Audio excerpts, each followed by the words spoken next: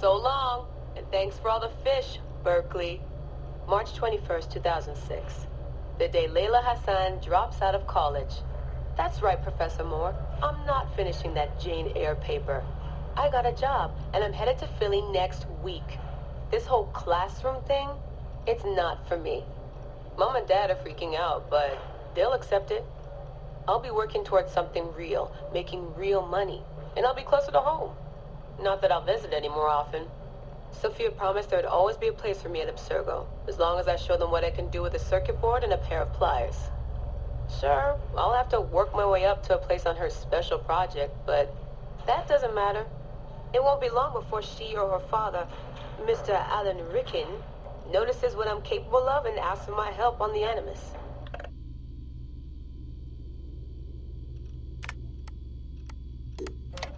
I swear, I get more done reading the latest copy of Wired on the toilet than the rest of the guys do all day in the lab.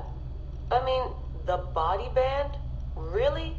If people can't take a walk on their own, they aren't going to listen to a watch that tells them to do it either. This is all so pointless. I should just go back to... Wait, that's probably what the body band would tell me to do. What I should do is build something that will simultaneously blow people's minds and the doors off the Animus Project. Nothing at Abstergo Fitness is going to be big enough for that. I'm bored as hell.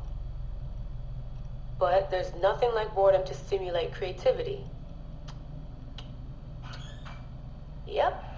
I think the body band needs a little adjustment to its language processing program.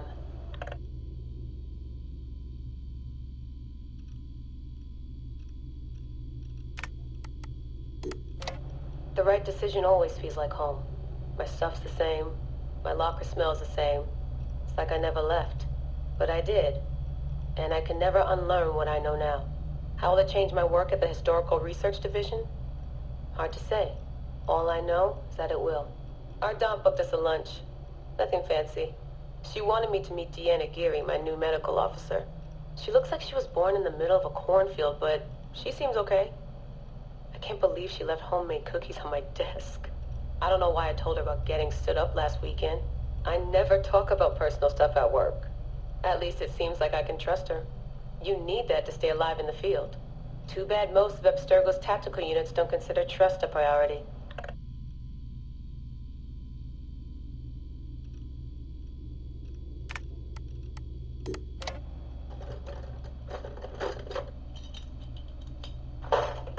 Aho, the portable Animus.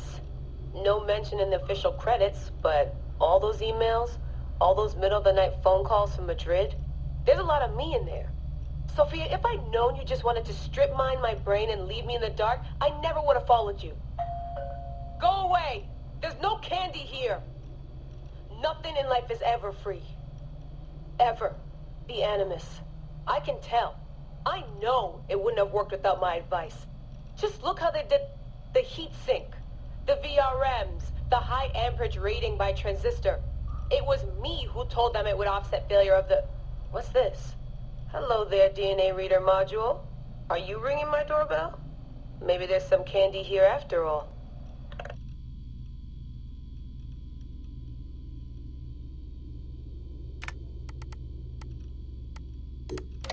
I've come to the conclusion that Sophia is shit at hiring staff. The entire Madrid facility. Ugh. How do they not see it? It would be so easy. You just have to parse the genetic memory input and work from smaller data pools. You could even process incomplete samples and still create a reliable model for high levels of synchronization. The reader module and the decryption software would need an update, but it's doable. Madrid's probably congratulating themselves just for getting this far.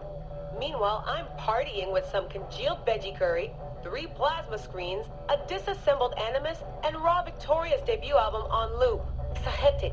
Dee will be mad when she sees how I use Milton's DNA, but what did she expect when she asked me for help? I needed someone's genetic profile to test the Animus, and, well, his was right there. All in the name of science.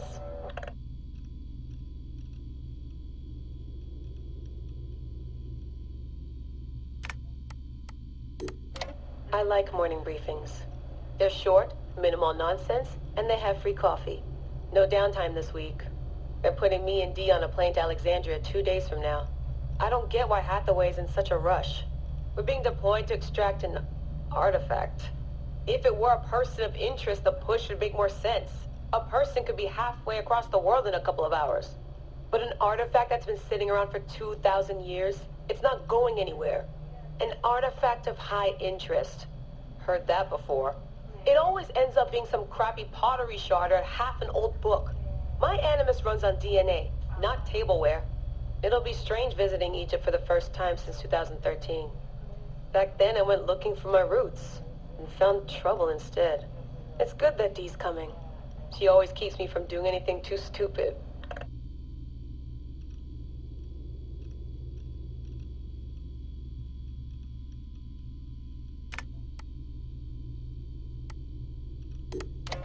Turns out the artifact of high interest is also a person of interest. A mummy. And a golden opportunity.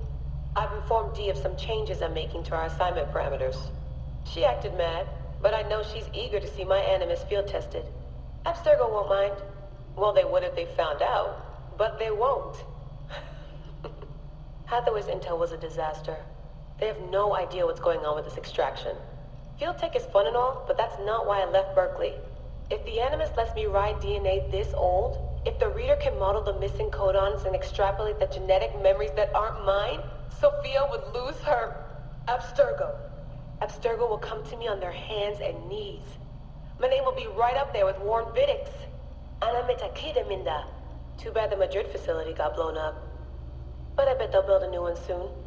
This one will be in Philly, and its lead engineer will be Layla Hassan.